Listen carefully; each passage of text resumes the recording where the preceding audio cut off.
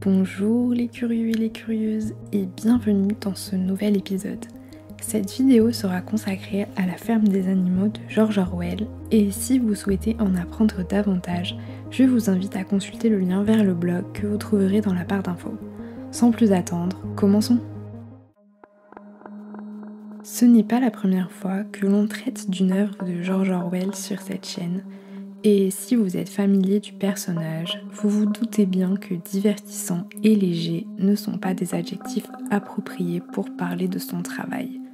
Si vous souhaitez donc vous divertir avec une histoire gaie mettant en scène des cochons, je vous recommande plutôt Les Trois Petits Cochons. La ferme des animaux se place dans le registre de l'apologue, c'est-à-dire un court récit en prose ou en vers dont on tire une instruction morale. Plus précisément, cet ouvrage d'Orwell est une fable animalière. 4 ans avant le célèbre 1984, George Orwell publiait une œuvre mettant en garde contre les dérives autoritaires. La ferme des animaux est une critique du régime soviétique mis en place en Russie après la révolution de 1917. Si c'est plus précisément le stalinisme qui est visé, les avertissements sous-jacents d'Orwell sont également valables pour d'autres régimes autoritaires ou totalitaires.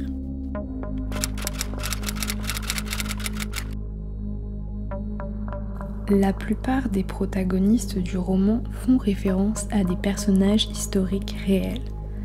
Karl Marx, théoricien du marxisme, et Lénine, leader de la révolution russe de 1917, se retrouvent dans le personnage du cochon Sage l'Ancien.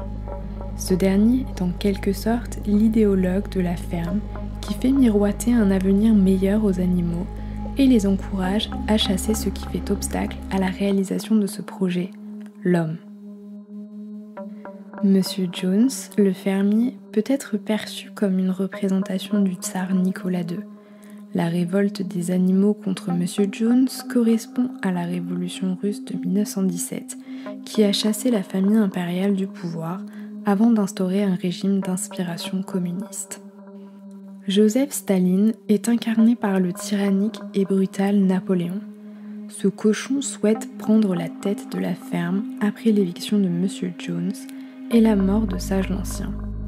Dans la réalité, Joseph Staline fut candidat à la succession de Lénine à la tête de l'URSS. Si ce dernier l'avait écarté de son testament politique, Staline s'emparera malgré tout du pouvoir à la mort de Lénine en 1924 et y restera jusqu'à sa mort en 1953.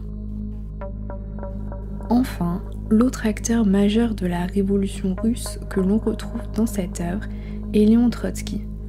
Ambitieux et modernisateur, le cochon boule de neige apprend aux animaux à lire et envisage de porter la révolution dans les autres fermes. Il est candidat à la direction de la ferme, comme Trotsky a été candidat à la succession de Lénine. Partisan d'une révolution à l'échelle internationale, Trotsky s'exilera avant d'être assassiné sur ordre de Staline en 1940. Les animaux n'ont pas été choisis au hasard par Orwell.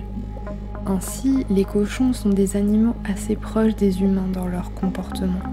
Ils savent s'adapter à leur environnement, peuvent passer de la domestication à l'état sauvage et inversement. Ce n'est donc pas un hasard s'ils constituent l'élite de la ferme post-révolutionnaire. Autre exemple, celui de Malabar, le cheval de trait qui présente les caractéristiques de son espèce. Dans le livre, il est un travailleur acharné et il est loyal à la Révolution. On peut y voir, dans une certaine mesure, l'incarnation du stakhanovisme, c'est-à-dire la figure idéale du travailleur soviétique qui dépasse des records de productivité.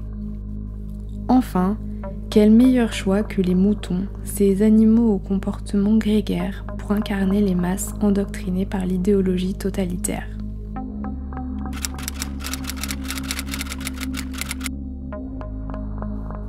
Après avoir chassé Monsieur Jones de la ferme, les animaux pensent se diriger vers un avenir meilleur. Le nouveau régime présente tous les attributs d'un État. Il dispose d'un territoire défini, la ferme, d'un peuple, et ici on pourrait même parler de nation, les animaux rassemblés autour d'un projet commun en l'occurrence, Et il dispose également d'une organisation institutionnelle qui repose sur une sorte de charte constitutionnelle que forment les 7 commandements, dont le 7e est le plus connu, tous les animaux sont égaux. Vous êtes face à un livre de George Orwell, donc vous devinez que les animaux ne vivront pas heureux pour toujours dans la paix et l'harmonie.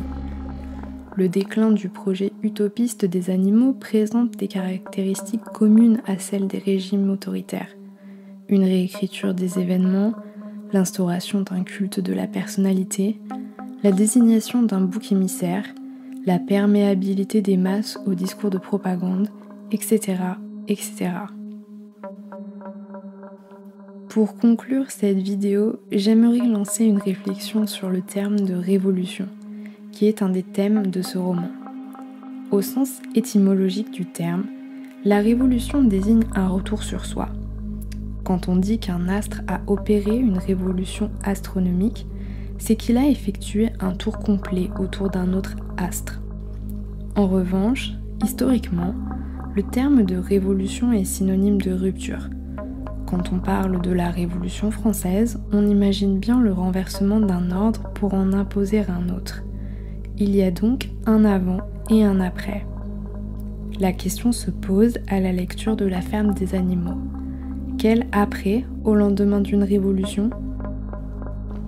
Cet épisode touche à sa fin. J'espère que vous l'aurez trouvé utile et je vous dis à très bientôt dans une nouvelle vidéo. En attendant, restez curieux.